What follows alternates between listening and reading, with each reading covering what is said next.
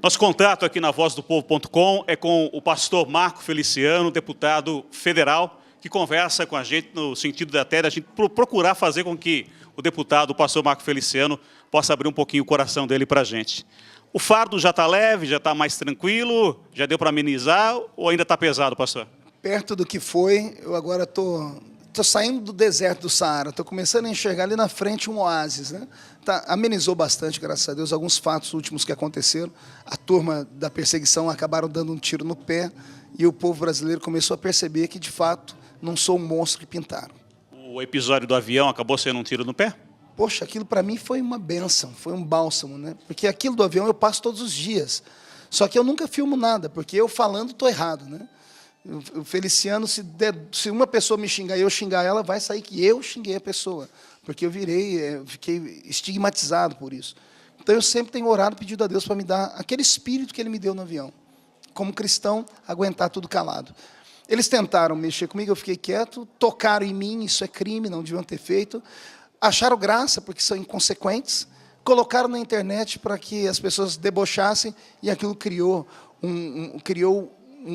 no coração do povo uma angústia, principalmente entre os evangélicos, os católicos, espíritas, até ateus que são conservadores.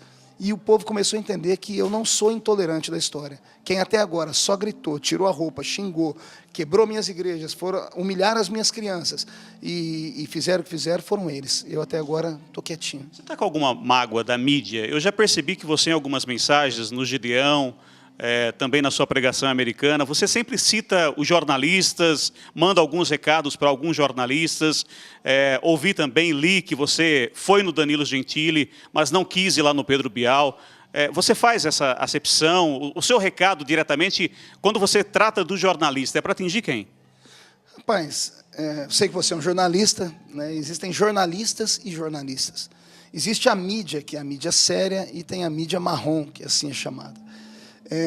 Nós vivemos num mundo muito estranho. A internet, acho que ela destruiu a essência da informação. Hoje tem um monte de meninos aí que são jornalistas que eles têm que fabricar notícia. E para fabricar notícia, eles distorcem. Para fabricar notícia, eles reescrevem, eles mentem, eles inventam fatos, eles ampliam, diminuem. E isso não é jornalismo para mim. O que a grande mídia fez comigo foi uma crueldade sem tamanho. Imagine pegarem coisas que eu falei há 20 anos atrás e trazer a exposição agora. 20 anos atrás eu era outro homem, eu era um menino, estava começando a minha vida. 20 anos atrás eu falava coisas que hoje não falo. Aí como é que você julga uma pessoa por questões de 20 anos atrás? A questão dos mamonas assassinas, por exemplo, eu nunca citei o nome deles, né? Então não dá peso. A mídia falou isso. O pai do Dinho, que é um cristão, quando viu aquilo, falou que ia me processar. O advogado dele falou, não tem jeito, já faz 18 anos, ou 14 anos que o deputado falou isso. Então, para que fazer isso? Para que expor a minha mãe, e na minha casa, pegar uma mulher de 60 e poucos anos de idade, analfabeta, e fazer ela vomitar a vida dela, ameaçando, se a senhora não abrir aqui, a senhora vai ver o que nós vamos fazer com o seu filho.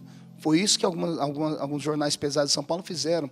Agora, a minha pergunta é, para quê?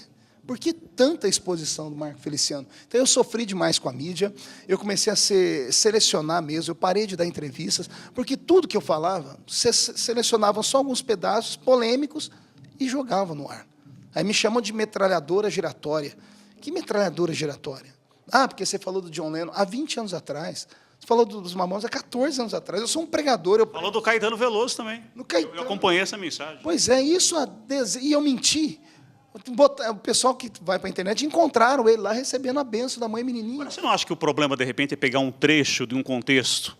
Eu, por exemplo, no rádio já fiz muita polêmica e, às vezes, as pessoas, para me processar, pegam um trecho de um contexto e aí também isso não acaba marcando bastante? Então, mas é isso. Isso eu até coloquei um apelido que virou até matéria em alguns jornais. Eu falei que isso era uma desonestidade intelectual. E porque você induz as pessoas a crerem no erro. Né? Veja só, o site da UOL, semana passada, colocou assim, mensaleiros, Feliciano e Maluf não votam no caso Dona Dan. Primeiro, quem lê de uma vez vai falar, poxa, Feliciano é mensaleiro? Maluf é mensaleiro? Tá, mensaleiros, Feliciano e Maluf não votam. Então, quem é inteligente sabe. Aí isso na chamada, lá dentro estava Feliciano, Maluf e os mensaleiros não votam. Então, isso é uma desonestidade, é você induzir as pessoas ao erro. Então, isso me machucou demais. Eu fiquei com o pé sobre a mídia, não fui no programa do Pedro Bial, porque eu assisti o programa que ele fez sobre as drogas, ele fez apologia, como ele fez apologia também à questão da homossexualidade. Não tem pacto com esse pessoal, eles não são imparciais, eles são tendenciosos. A mídia nacional, a grande mídia, é tendenciosa e ela beija os pés do governo por causa dos grandes patrocínios. E toda pessoa que se colocar como uma pedrinha de tropeço na frente do governo vai viver o que eu vivi ou coisa pior. Só não me aconteceu coisa pior porque eu sou um homem honesto, sou ficha limpa, sou pai de família, tenho endereço e sou casado há 21 anos com a mesma mulher e tenho 3 filhas. E sou um pastor. Senão tinha me destruído. Seu futuro político, você falou aqui, conversando com a imprensa, da questão de uma candidatura que provavelmente vem o ano que vem, mas que você ainda não tem uma noção se será deputado, a senador, e até você chegou a cogitar aqui a própria candidata a presidente da República. Comenta-se, circula-se nos bastidores evangélicos que você, hoje, como candidato a deputado, teria aí aproximadamente 1 milhão de votos que já seriam garantidos como deputado. É isso que está, de repente, pesando? Quer dizer, se eu for como deputado, as chances são grandes, se, de repente, eu for para senador e presidente da República, a realidade, posso ter minha chance, mas a realidade é outra? Só, política é um jogo de xadrez, e eu estou aprendendo isso agora. Eu não sou orgulhoso ao ponto de falar que o que o pessoal vem cogitando seja verdade. Para mim, se eu tiver o suficiente, mais 1 de votos, eu já estou feliz. Mas hoje, é claro que a minha popularidade cresceu, e eu consegui sair do meio evangélico, né? Porque hoje os católicos param na rua e me dão um abraço, dizem: o senhor representa a minha família. Os espíritas fazem isso. Hoje sou convidado para estar hoje em todas as religiões.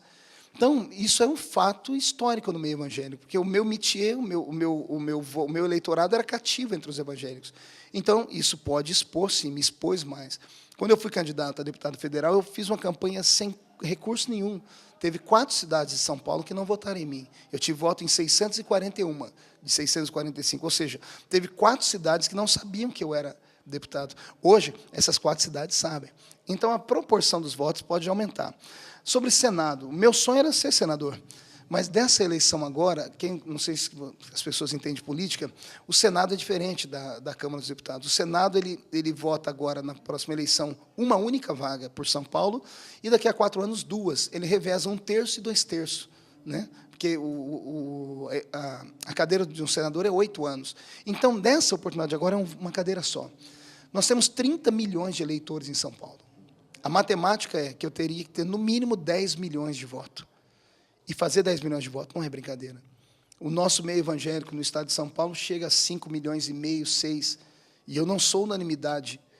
Então, eu precisaria ter todos os votos evangélicos e partir para outra seara, né? Se não tivesse nomes, como nós não sabemos se vai ter, possivelmente eu teria muita chance, por causa de toda a polêmica e tudo isso, tem gente cansada. Seria um tiro no escuro. Como deputado, possivelmente eu já teria garantido. Falo isso com muita humildade. A presidente seria um fato novo, porque se eu tiver 9 milhões de votos como senador, eu perco aqui embaixo. Se eu tiver 9 milhões de votos como presidente, eu jogo qualquer campanha para o 2º turno. E cresço com um nome no Brasil como um político estabelecido.